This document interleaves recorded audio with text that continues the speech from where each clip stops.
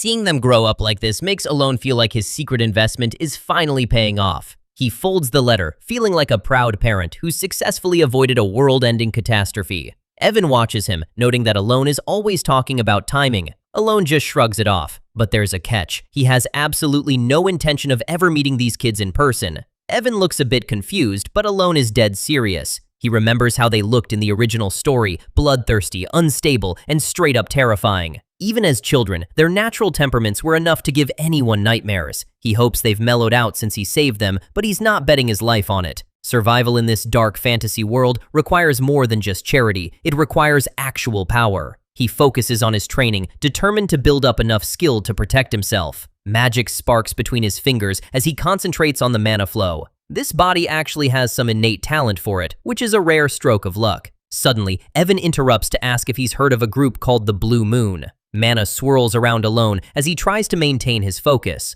A burst of energy shoots out, nearly knocking the mercenary back. Allon gathers the magic again, trying to refine the output. Evan mentions that this group apparently doesn't care about noble status when they pick their targets. He makes a goofy face, mocking the danger of being a fancy noble. The distraction works, and Allon faceplants right into the grass. Night falls over a secluded hideout far away from the Palateo estate. Inside, Utia sits calmly and asks for updates on their operations in the north. Hidan licks her hand with a sharp, predatory grin, her tail swaying behind her. She seems more like a wild animal than a child as she settles onto the floor. Yuna is more refined, mentioning how much she likes the robe Renee made for her. She looks up, her expression shifting from innocent to cold in an instant. She grips the book in her lap, her posture stiffening. In the shadows of the stairway, a silver-haired swordsman sits waiting with a young boy. The swordsman leans back, a jagged, menacing smile stretching across his face. His eyes flash with an eerie blue light as he prepares to speak. He gestures lazily, showing off a casual confidence that feels dangerous.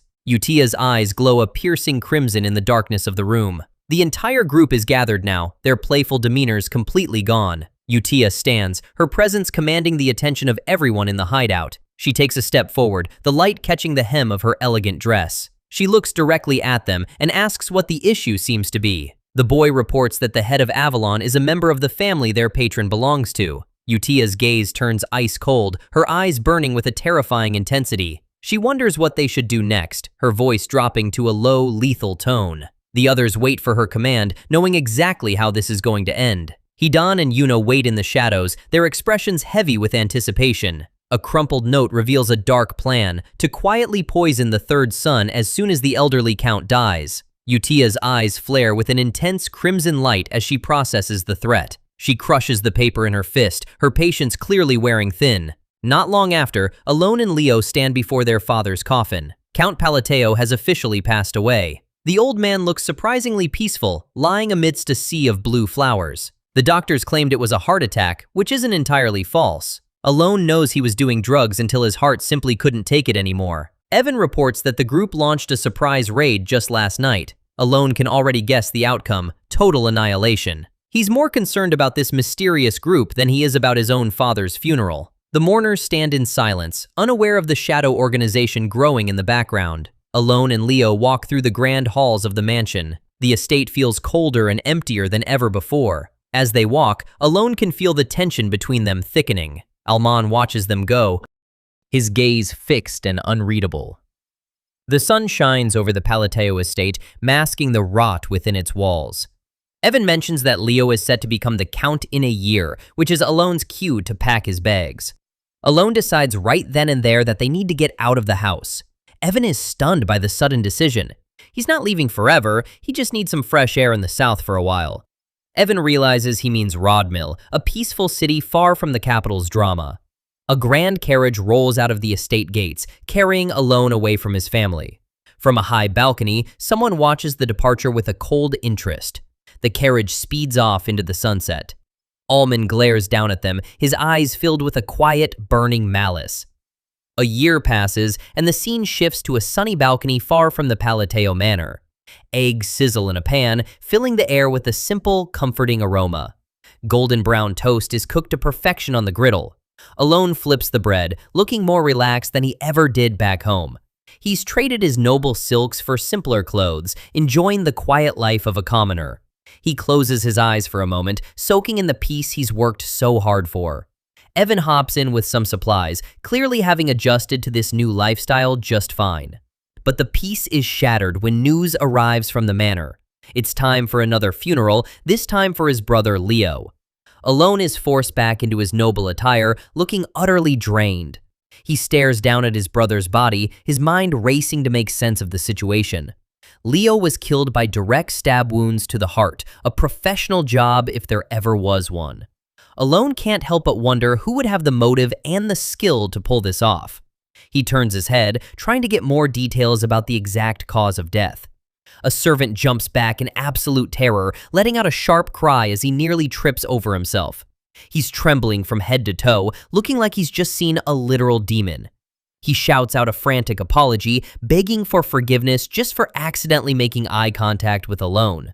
The man scrambles away as fast as his legs will carry him, leaving the hallway in a panicked blur. Allon is left standing there, completely baffled by why everyone is treating him like a monster. He wonders what on earth could have gotten into them to make them so jumpy. Behind him, the staff and guards continue to whisper, flinching away every time he so much as shifts his weight. Evan approaches with his usual stoic gait, cutting through the heavy atmosphere of the manor. Allon leans in, asking his most trusted guard if he's managed to find out anything about the strange situation. Evan leans down to whisper, his expression grave as he prepares to share some sensitive information. The servants nearby are visibly on edge, sweating and flinching at the mere sight of their conversation. The story shifts back a year to the day Allon first left for his quiet life in Rodmill. The carriage waits under a golden sky, ready to carry the young master away from the vipers in his family. Inside the carriage, Evan questions if choosing such a small, out-of-the-way city was really the best move. Allon is firm. He has no intention of staying anywhere near the political chaos of the capital. He's already put his master plan into motion, taking the necessary steps to change the world's fate. He reflects on how he saved the 5 prime sins from their destined misfortunes. He remembers seeing the children at the orphanage, finally safe and able to play like normal kids. From a distance, he watched them enjoy a peaceful picnic, a scene far removed from the dark future they once faced. The town of Rodmill seemed like the perfect sanctuary for someone seeking a quiet, simple life. A cat napping peacefully in the sun serves as a reminder of the tranquility Allon is chasing. He leans back against the carriage seat, imagining a life filled with nothing but total, uninterrupted bliss. He tries to maintain a solemn face, but inside he's practically vibrating with the relief of getting away. He's absolutely certain that this was the right choice for his survival. Evan can't help but notice how much sharper and more calculating the young master has become lately. The carriage rattles along the path, officially leaving the Palateo manor behind. High above, Leo grips the balcony railing, watching the carriage disappear with a look of pure, icy hatred. His thoughts are murderous as he dwells on his failed plan to poison his brother right after their father's death. His eyes burn with a dark intensity as he realizes his window of opportunity is closing. A servant bows before him, reporting on the current state of affairs within the mansion. Leo taps his fingers restlessly on the stone, his frustration growing with every passing second. He's annoyed because his dealings with the organization Avalon haven't been yielding the results he wanted. His grip tightens on the balcony, his knuckles turning white as he vents his silent rage. Allman stands in the shadows behind him, a silent and obedient tool for his master's ambitions. Leo starts to give an order, his mind already set on the next assassination. Allman, the master's personal lackey, waits patiently for the command to kill. But as Leo speaks, he suddenly pauses, a look of genuine confusion crossing his face. He senses something is off, the air in the room suddenly feeling heavy and dangerous. Allman's voice is cold as he mentions that he never questions an order, no matter the reason. Leo's eyes widen as he finally sees the lethal intent reflected in his lackey's gaze. He stammers out a question, his voice trembling as he realizes the threat is standing right behind him. Allman draws his blade, the cold steel gleaming with a deadly light in the dimness of the manor. Leo's eyes widen in shock as he stares at the man he thought was his loyal subordinate. He lets out a heavy, trembling sigh, the realization of his betrayal sinking in too late. A sudden, violent stab pierces through his chest, the sound of tearing flesh echoing in the quiet. He lets out a choked, agonizing cry as the cold steel bites deep into his lungs. Allman thrusts his sword through Leo on the balcony, the blade emerging from his back in a spray of blood. Above them, a thin crescent moon hangs in the dark sky, a silent witness to the cold-blooded assassination.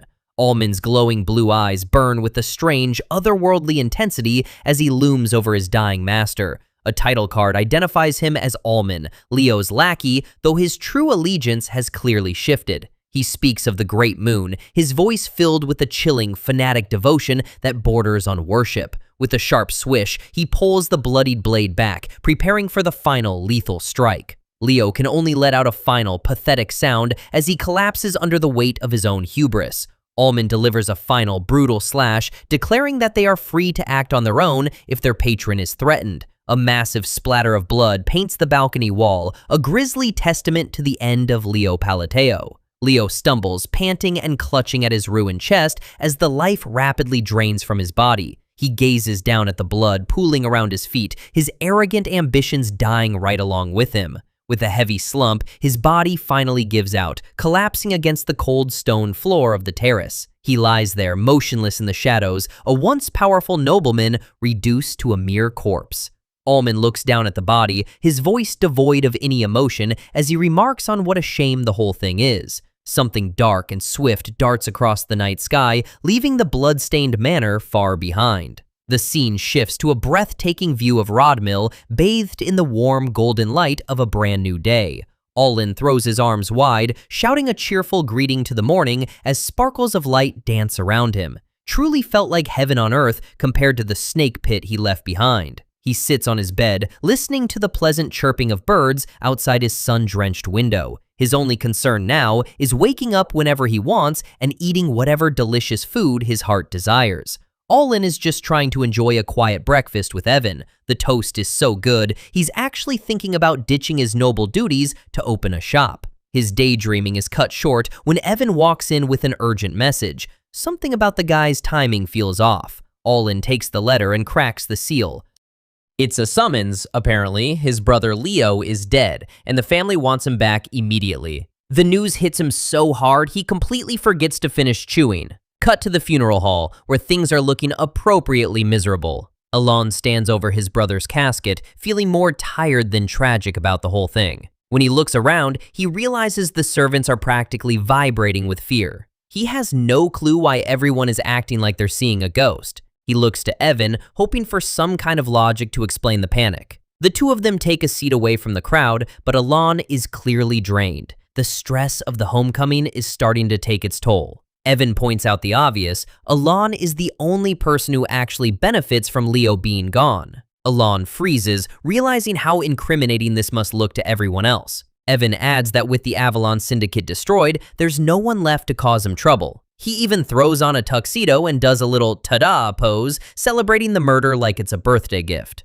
Allon just rubs his temples, feeling a massive headache coming on. He adjusts his collar, realizing his reputation as a mastermind is officially set in stone. Evan's expression turns serious as he drops the rest of the report. The attackers left a glowing moon symbol carved right into the stone. The entire syndicate was butchered by a single, terrifyingly fast sword. Evan sighs, essentially telling Allon that everyone now thinks he has a legendary swordmaster on his payroll. Allon is left wondering who the hell actually pulled off a hit of that scale. Meanwhile, in a dark hideout, Utaya is meeting with her fellow orphans. Yuna, the future sin of pride, stands ready with her glowing magic book. Nearby, one of the others already has their hand on the hilt of a blade. Hidan, the cat girl who will eventually become Greed, toys with her dagger and grins. A staff pulses with dark purple energy in the corner of the room. The boy with the butterfly wings confirms that Evalon has been completely wiped out. He looks like he just finished a quick errand instead of a massacre.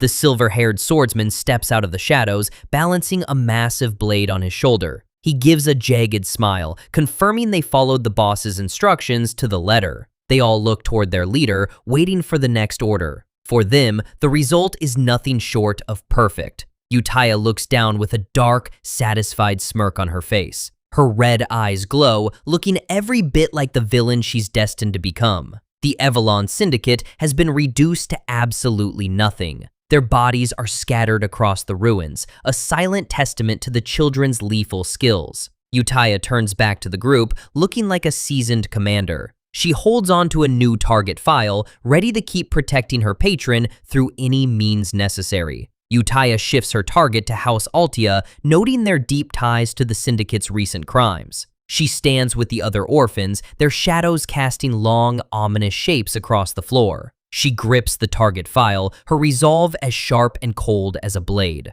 She tells the group that their next move should already be obvious to everyone in the room. Her red eyes flash with a dark intensity as she looks toward her fellow projects. A low hum of energy fills the air as the kids prepare to carry out her orders. Yuna and Hidan wait with absolute loyalty, ready to move at the slightest signal. The silver-haired swordsman smirks, promising to handle the cleanup without any complications. He stands ready, a living weapon forged by Allon's investment in their future. Meanwhile, miles away in the town of Rodmill, Allon is enjoying his peaceful morning and the warm weather. Back in the dark hideout, Utaya repeats her command, letting the weight of her words sink in. She looks down, her mind focused entirely on protecting her savior from any potential threat. The atmospheric pressure in the room shifts as the children sharpen their collective intent. The girls stand firm, prepared to become the monsters the world will eventually learn to fear. The swordsman reiterates his promise. The job will be handled quietly and efficiently.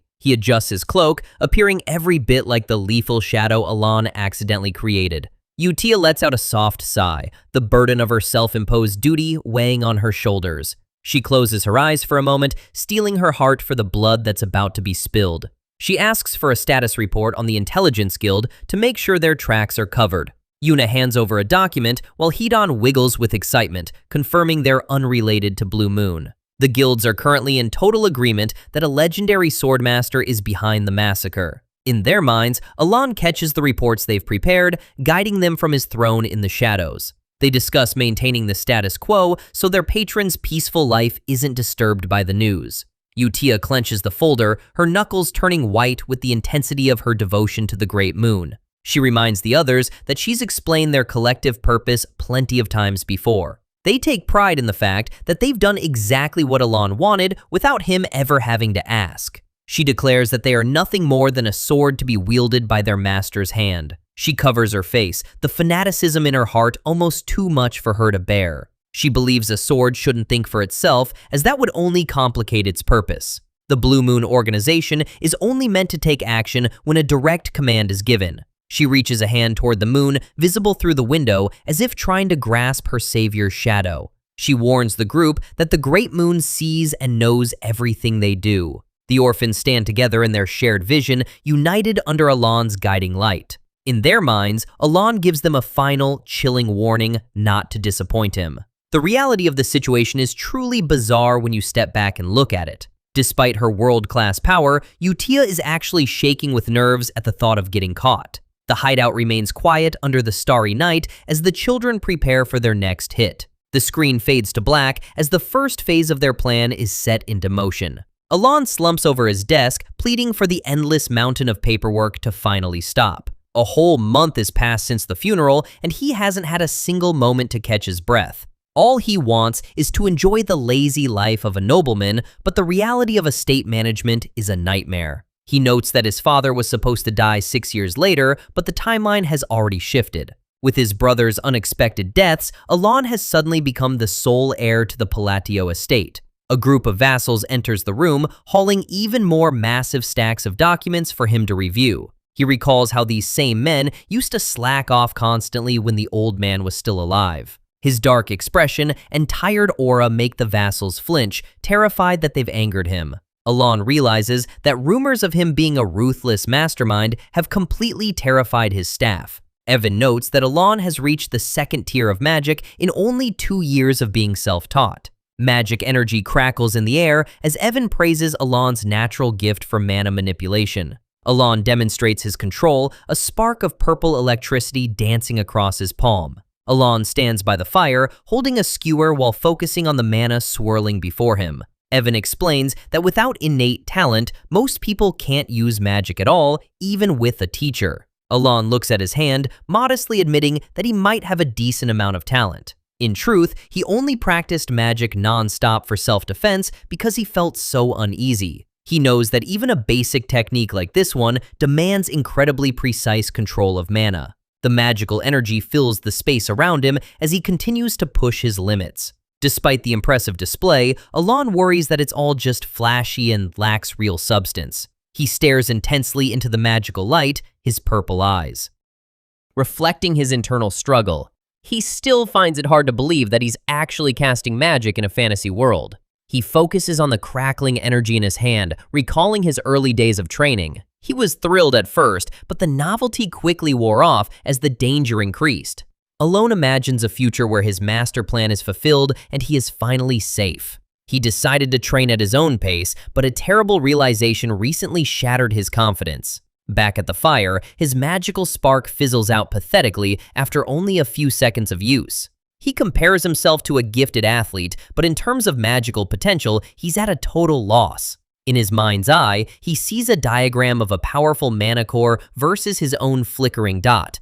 His core is described as being very, very, very small, a mere speck in his chest. It is so minuscule that no amount of training or effort will ever make up the difference. He considers if there's a way around this limitation, just as Evan breaks his train of thought.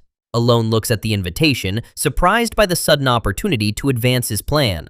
The grand ballroom is illuminated by massive, shimmering chandeliers, their light dancing across the opulent decor. Nobles in their finest attire mingle and socialize, the air filled with the quiet murmur of high society conversation. Allon enters the hall with a stoic expression, his high boots clicking sharply against the polished floor. Despite his elegant appearance, he grumbles to himself about how exhausted he already feels. Evan follows closely behind, looking alert as they step into the heart of the seasonal ball in southern Asteria. Allon knows that as the future count, he must use this opportunity to build a network of influential allies. He watches the other guests carefully, his mind already calculating the best way to approach them. Allon adjusts his collar, unaware that his naturally dark aura is having a strange effect on those around him. Evan, holding a plate of treats, asks what he's doing, noticing the sudden tension in the room.